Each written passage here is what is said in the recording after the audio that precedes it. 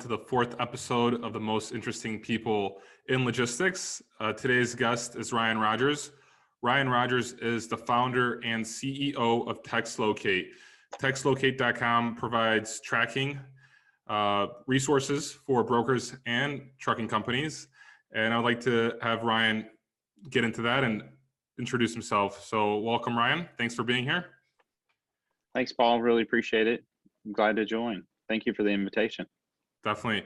Funny thing is, Ryan actually reached out to me back in August to do some marketing for TextLocate on my Instagram page.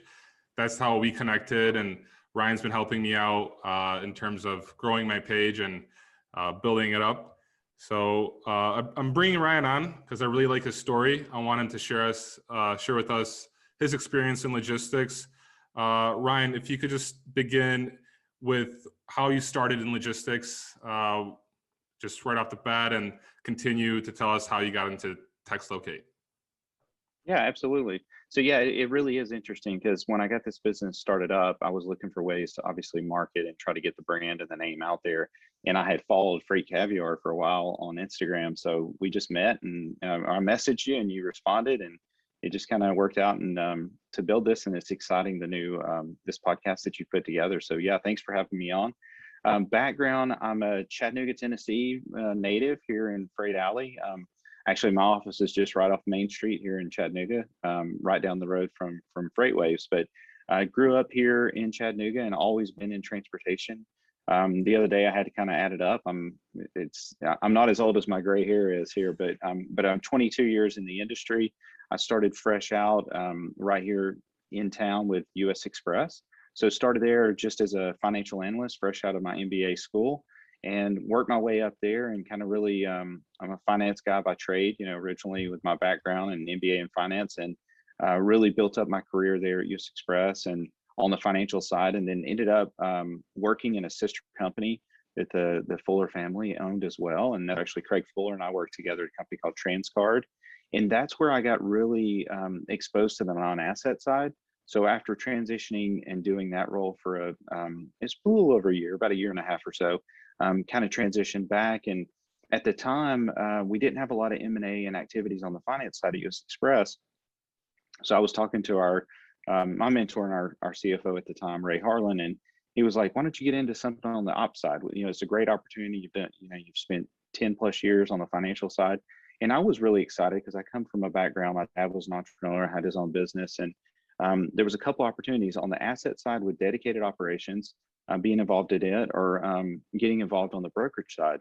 So I got into freight brokerage. I was just super excited about the non-asset side. It's really hits very well with me and all about team and a leadership approach. So I really enjoyed that side and got in, and we built the business. I had a great team that I worked with, a lot of good people. Mike Hamill was a next, American backhauler guy and from Chicago, and moved to Chattanooga and helped teach me about brokerage. And he and I kind of paired up and really helped work with a good group to build a team. And at the time, US Express's business was roughly about a $40 million brokerage. And really within about 3 years, we took the US Express brand and logistics and the partnerships and the carriers and the customers that they were working with, opened outside offices throughout the country, one in Chicago and a few other places, Phoenix. And we also were able to grow that business with a great team, roughly from about a $40 million business to 200 million in a little under 3 years. So it was really exciting. I love the best part of it was the people and the energy and being able to, structure something that is very financially rewarding for individuals, where they, based on their production and based on their skills and ability, they can earn more money. So it was really exciting. After that, I transitioned away from US Express after about 16 years, took a gap year, as I call it, at age 40, and took a little time and did some consulting for a handful of companies. RMIS, did a little work with Comdata, and then as well as Trucker Path when they were really kind of getting some momentum building. So I got exposure to that and a little more on the tech side than I had in the past, and did that, had a lot of fun, spent some time with the family in Europe and things like that. So really just enjoyed that because I didn't know anything different other than just grind and hustle all those years. So took that time and then ended up transitioning to and got involved with Amazon as they were really kind of kicking off the next level on the freight side with opening an office in Atlanta. So I ran procurement for Amazon. I had a team in Seattle, and then I was working out of the Atlanta office that the team had just recently started up. And of course, now it's bigger and they've got Nashville and all the other places, obviously, but it was kind of before they had originally launched Amazon Freight. So I was working procurement with all the large trucking companies, which was really cool because it was a lot of my peers in the past. And now I was actually being able to work with them with freight and things like that. So that was a lot of fun. And then from there, ended up with an opportunity kind of here in Chattanooga with Covenant Transportation, and they actually created a role of Chief Transformation Officer. And so I was super excited about that. That was a great opportunity. So I couldn't pass it up and join them with responsibilities for technology, M&A, innovation, strategic planning. So that was exciting. And especially as things were heating up with autonomous trucks and all that kind of stuff, I got exposed to a lot of that. And we did an acquisition really quick that was truly transformational for Covenant into the really into the warehousing side of the business. And then ended up kind of back in brokerage again. A gentleman that was running it retired, and when he did, it gave me an opportunity to be back in brokerage with some friends that were working there together, and spent about 3 years there, and then got the itch and left there at the end of January this year, and got the itch to start Textlocate in July of this year. How did that come about? Did you just wake up one day, or were you going to sleep and all of a sudden Textlocate came to mind? You know, not really. It was kind of it's weird how you actually get into things and how you start things. And it's something that just felt right. And at the timing, I was like, okay, I feel good about this. I want to take off with it. But it was an idea that myself, and I've got a couple of partners here that are actual local Chattanooga people as well that support the development side and the platform, a couple of younger guys. And we got to talking about like complications with visibility and tracking. And we were, I would hear my team on the floor all the time trying to do check calls, follow up on visibility, people installing the apps. And we were thinking, how is there an easier way? Like, for example, our product, we're not trying to compete with the apps. We're actually a complementary product, because what we were trying to do is we said, okay, the apps are growing market share. And let's just say for the sake that they're about 50% of the tracking capability. And then you have the telephone call, the old school regular telephone call, check call here. And what we were trying to do is kind of bridge the gap between the apps and the phone call. So as the apps continue to make progress and grow, we're trying to take from the phone call side and the communication side. And it just kind of came together, and we had some ideas about how we would plug all these pieces in together to make it work via text message.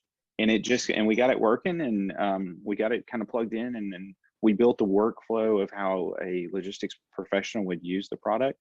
And then we got a lot of support when we first launched. And so I don't really know exactly how it came about, but it was one of those things that I was like, this is fun, this is cool, this is the tech side of the business. I would get to work with all the people that I respect, industry peers in logistics. So let's get going and let's give this a shot, and we'll see how it works. And so far, I mean, we're still very young, very early in the startup stage, but we've gotten a lot of really good response and a lot of big support. Yeah, it's definitely a great tool. I've used it, and it's really simple to use. I enjoy using it. I know that drivers prefer getting a text than getting a phone call. And so it's really convenient for the broker and the driver and the dispatcher, because it could be utilized by dispatchers as well. Right. So this is like maybe an odd question, but I'm wondering about the name Textlocate. Did you come up with the name, Ryan? Was that a quick choice, or did it take some thought? No, it was actually, yeah, thank you.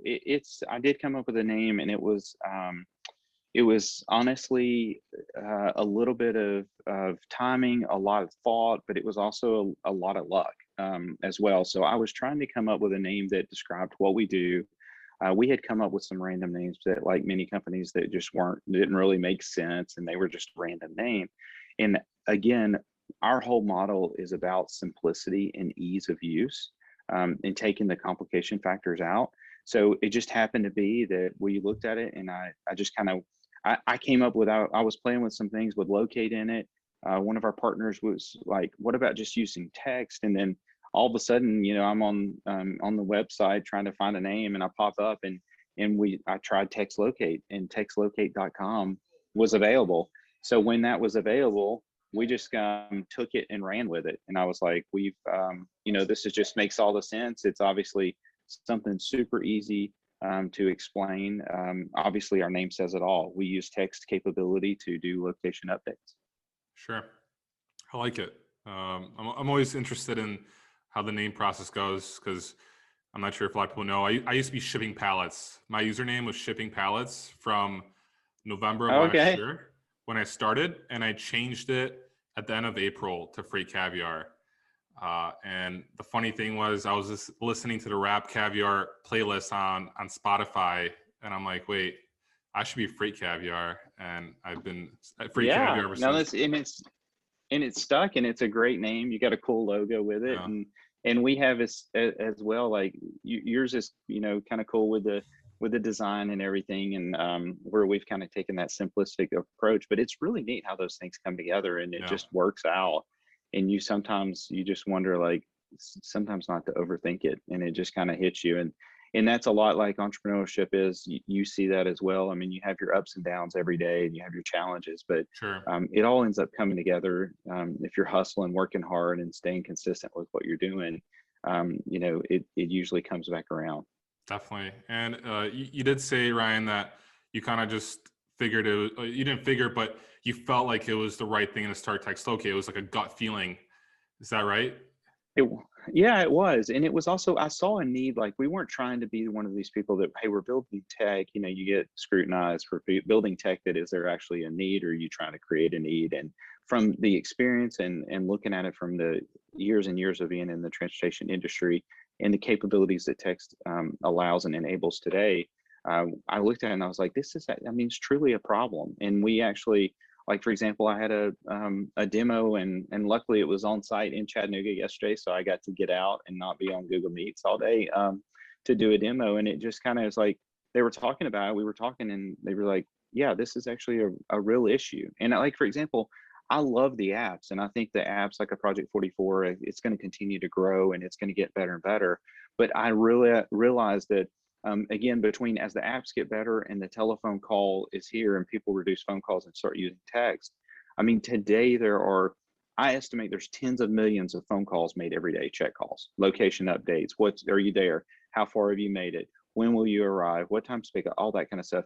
So what we're trying to do is really bring a digital perspective for that. So even if the apps get to 85 or 90%, we're not concerned, because that 10% in our industry, the way it's the size of this today and the way it's growing, is still a significant amount. And can we play in that 10%? And let's say the apps are at 85 and we get in around 10, and then the phone call is still 5, because nothing's going to replace, in my opinion, for a long time, the actual phone call if you have a urgent situation, things like that. But our tool is replacing it really quickly because of the fact of the responsiveness. It doesn't get into extended detail. You don't, right now you call, I mean, half the time people don't even listen to voicemail anymore. So they've got to see, okay, what number is that? Do I have to follow up? Do I call them again? From a driver perspective, but also from a broker perspective. Whereas a text message, it pops up, it kind of goes into your phone in your inventory and says, okay, I got to follow up on that item. So it makes it simple. And then it's also so that they can respond when it's appropriate, and it's good for them as well, for both ways. Because a lot of drivers, if they're on the road, they don't need to be on their phones. They don't need to be texting or a phone call. So when they take a break, they can easily respond back with a location or a quick update, things like that. And as you mentioned before, what's really been good is I'm really excited from my background on the asset side with trucks and the non-asset side, or truck drivers and non-asset side with the brokers, is the fact that we have a product that both parties like. They enjoy using it. Like right now, you can sign up for our product. You can get up and running on our dashboard on textlocate.com. You can be up and running in 5 minutes, plug in your credit card, monthly reoccurring, and you can actually, your whole brokerage team on the floor, we've got different size plans, but can be up and running and using it, and they can immediately start texting a driver from the platform. So they're going from what they use every day that's easiest when you're in the office is your computer. I mean, it's, text and phone's nice, but you're logged into your TMS system. Ours is just a tab on the browser, or we can integrate via our API to your system. But you can just quickly, easily send your text there and respond and send multiple of them, multiples fast, versus your phone or a telegraph app or something like that. Plus you're giving out your personal number on the text messaging. And then so the broker's getting to use the workflow from what's easiest for them, which is the computer. The driver's receiving it. What's easiest for them is no application to download, nothing to put on your phone, via text message. They can respond back because that's their preferred device, and preferred communication is text. There's studies everywhere that text, you're opening at 10 times the rate of emails. The responsiveness rate is 10 to 15 times more effective. And the drivers don't have computers. They may have, like, for example, they may have them and use them for billing and things like that, but a lot of them just have a phone or an iPad and prefer to get it that way. And it's nice and simple. Yeah, I definitely agree. And what I also really like about textlocate.com, for anyone that would want to try it out, you could literally have a free month, no credit card required, 20 pings. Why not even just try it? And because a lot of companies require you to put credit card info. Here you could just create an account within 5 minutes and you get 20 monthly pings for free.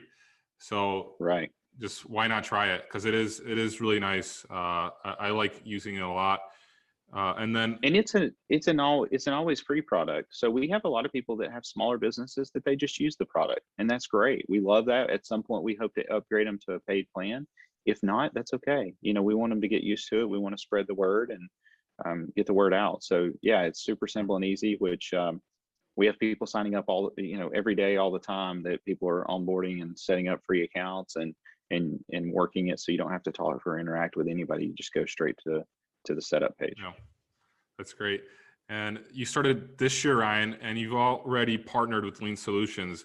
How did that partnership come about? Yeah, that's a great question. So so I started in July, kicked off the business. So we're in, I guess, here in the, kind of finished up 4 months, headed into our 5th one.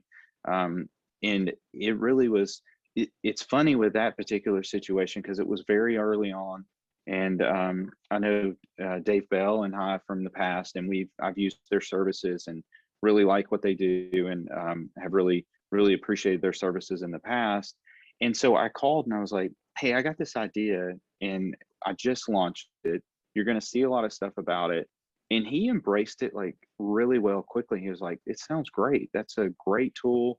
It complements what we're doing. It wasn't something that they were fearful of, hey, this is going to replace it. I think it's like many tools in the past as, industries have progressed between the typewriter and the computer and stuff, is it's not a matter of replacing jobs. It may adjust at first, but it's really a matter of like empowering. And we kind of call it the superpower for visibility.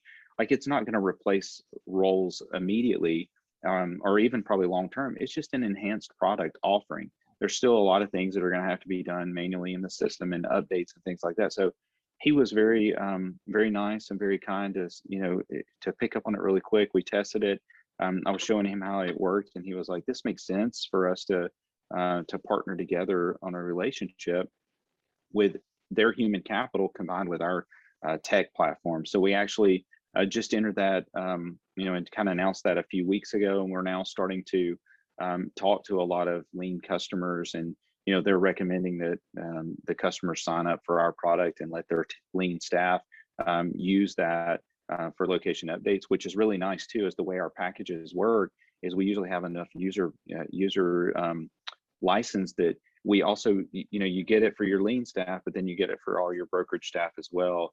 Any tracking and tracing you're using, or reps wanting to use it for quick location updates or quick chat with the driver, they can do all that for both parties. So yeah, it's been a great relationship. It's amazing. Congrats on that. Thank you. Good stuff.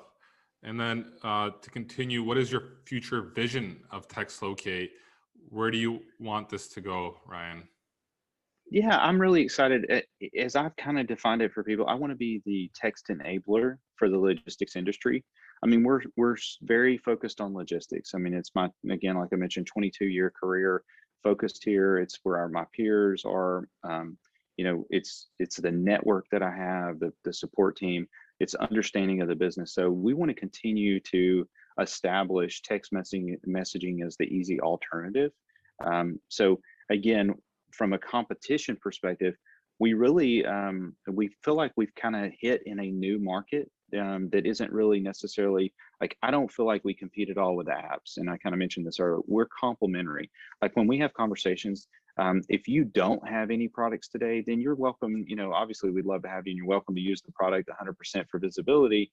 But when we talk to people that have the apps, I think they think at first I'm trying to sell them something and pull them away from the apps. And then, you know, that I do that very quickly. I'm like, hey, we're not trying to ask you to quit using one of the app products. We like the app products.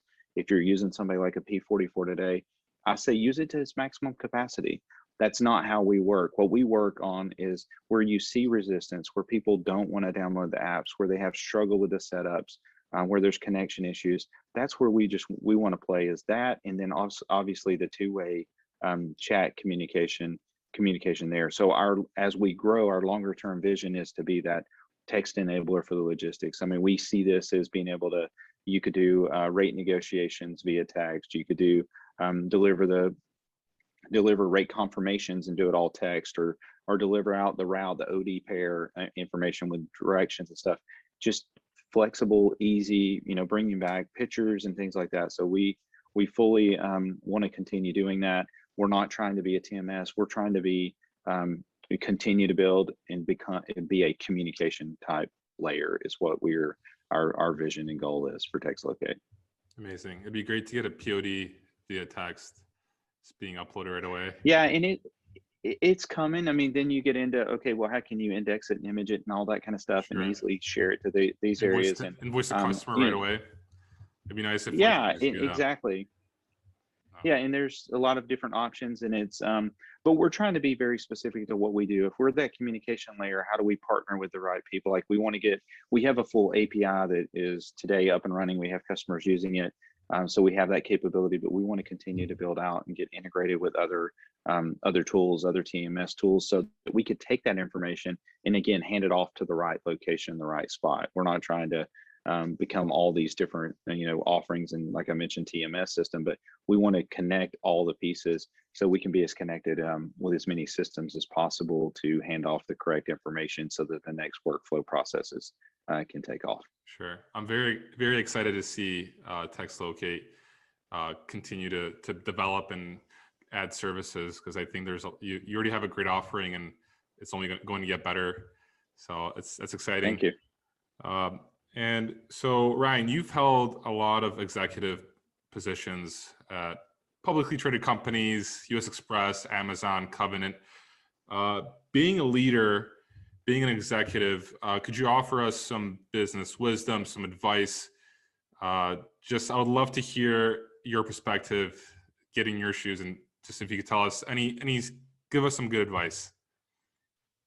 Yeah, so it's interesting. I still feel like I'm young, but and I'm still learning every day and how to do better. But from a leadership perspective, what I have always found is pour your energy and time into your team. I mean, you're only as strong as your team members. And I learned and was coached this very early to work yourself out of a job. I mean, everything I do when we bring on team members at TextLocate, I'm continuing teaching them transition. I mean, I want them to not, quote, need me to be involved. I want them to truly use their ideas, come up with different ways, be open-minded to things, but also just teach, and empower people and trust that they can do it. And they will make mistakes. I make mistakes. I mean, I've made a lot of mistakes and I've paid the price for them, and I've corrected those, and I've learned a ton for it. And I make mistakes every day here or there in my current job role. So it's not that, what I would say is, when you're building a business, and it's hard as an entrepreneur to do that because you want, everything's on your name and on your brand, but you've got to let other people grow and develop. So I think from a leadership perspective, I really encourage you to do that. Even as a young leader, even as a new leader, you want to show that you're getting everything right and it's perfect. But what really the difference is in how you become a great manager, in my personal opinion, is to continue growing your people. The other thing I would say now, if you're the individual starting fresh out, I mean, early in my career, the big thing that I did, I never thought I was the smartest person. I just wanted to work hard and hustle hard and be available. And I've done some senior seminar things at colleges when I've talked about this before, is be noticed, get noticed. Don't sit in the corner and wait for things to come your way. I mean, branch out, use your network. ask for more work, like manage your time based on how your particular supervisor works, like learn their patterns and what hours a day they work. I mean, that was something I did earlier in my career. Is I'm not an early morning guy, so I'm not necessarily the earliest person in the building, but I would usually be there a little bit late, and that afforded me some opportunities to learn and listen and just be in the room when conversations were going on. I take a lot of notes. I write down stuff all the time. I may or may not refer back to that, but it helps me process that information. So, and never stop trying to learn something new. And the one third piece of advice, and I really saw this a lot as I spent and focused my time at Covenant on the transformational side and really research what all that's about, is be open-minded. Be open-minded, because I know that we all think that our way is the best way, but you got to be willing to, kind of take a different path, to drive a different way to work and see something different. Try something different, use the technology and the tools now. I mean, sometimes when you have technology and tools, at first you're resistant because it's so easy. Like some of the complication we have with text locate is people go to their phone, they go to the phone, like this all makes sense, but they go to their phone to make a call. And as they see other people start texting and start using the location services, it's a new tool and they go, oh, this is great. This works really nice. I'm not afraid of it, or I'm not frustrated with it. It works well. So anything practically like that, that you can do. And as far as being open-minded and being willing to change, because change allows for growth. So that would be my three main points. I love that. That was amazing, Ryan. I could Thank you. Literally talk to you for hours. You're a fascinating person, and I just offer great advice. Yeah, I really appreciate it. And I still need a lot of advice. I still take a lot from people. And what's really, as far as that advice wise, I think what's really important is to take advice from all different types of people, from a diversity perspective, from an age perspective. I mean, I really, like right now, I'm the oldest guy in the room, at Text Locate, and I really enjoy working with younger people and being like, how do they think about things? How do they look at things differently? And some, I mean, I'm 45 years old, and right now, most of my team's in their early 20s, mid 20s, and I think about it. I mean, I like staying young, and I think about, okay, that's a couple of generations. Or 2 decades back, one generation, but what does that look like, and what are they thinking about different? Because that's what the future brings. And then I also look to my peers that are older than me that have a lot of wisdom and experience. So I think, try to surround yourself with different type personalities, but also I think the age factor is really nice to look at people that are not only your age and who you talk to every day, but people that are younger and what they're thinking about with the future, and then people older that can say, hey, I've been through that. I've been through this situation. So find a mentor. I think is important. And when I say a mentor, I think it's both a mentor, somebody a little bit older with more experience, and somebody a little bit younger that doesn't have experience, that's very open-minded to change. You learn a lot from that, I've found. Definitely. I love it. Great stuff, Ryan. Well, do you have anything to add before we wrap it up? No, I mean, I'm trying to think. Really, for me, it was just really nice for you to invite me on and to be able to have this conversation. And I think for the people that are listening in, the one thing I would like to, I guess, add is I went through a career 20 plus years in corporate America, and it was great. It was rewarding.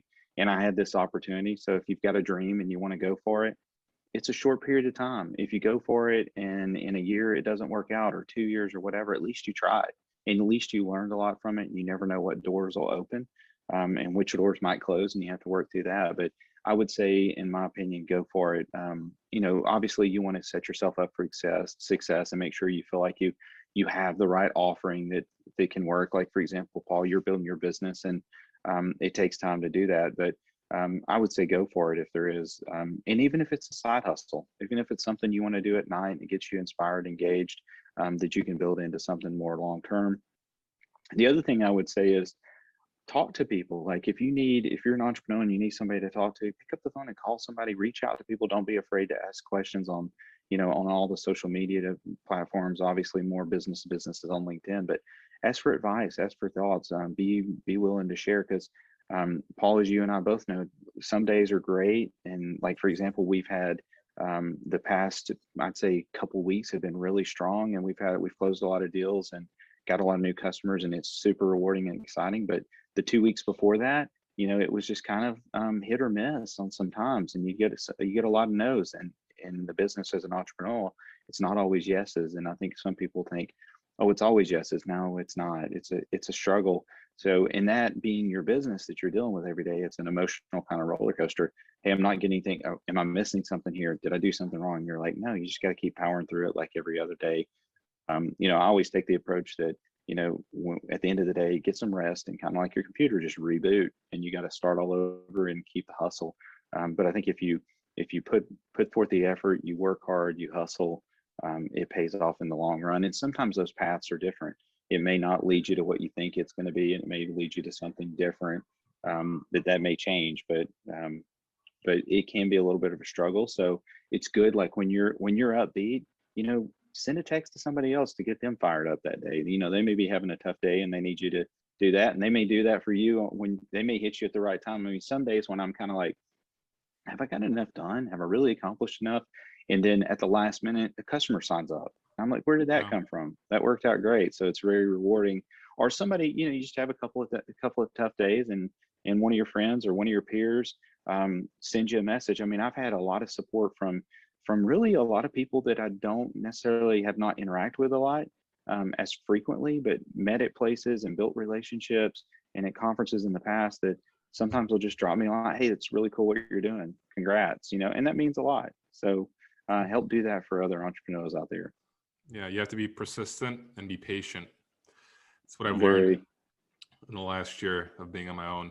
Yeah, very few things grow just like straight up. Yeah, so you definitely have to be patient. But thanks for putting this together. I think you've got a really neat story to tell, and like talking to people, and obviously your Instagram page is growing like crazy, and people really enjoy it and watching it and having fun with it. So keep that up. And then I think you've picked a great topic to be able to share, and you're finding a lot of great people. And if you're listening to this now, if I were you, I would get on and subscribe to Paul's newsletter and ask to be on the show. I'm sure everybody out there has some cool things to share, and I think I would look at that as all different levels of an organization. You're setting the benchmark really high right now, Ryan. So yeah, okay. it's going to be tough to get someone as interesting. I love talking to you, and you just offered some great advice. So it's something that Absolutely. I'm going to be re-listening to, and I'm just so happy you came on the show to talk. And I really do appreciate that. Yeah, thank you for having me on, and really appreciate it, Paul. Well, so that's a wrap for episode 4. If anyone is interested in learning more about TextLocate, reach out to textlocate.com. You could connect with Ryan Rogers on LinkedIn, as well as follow TextLocate on Instagram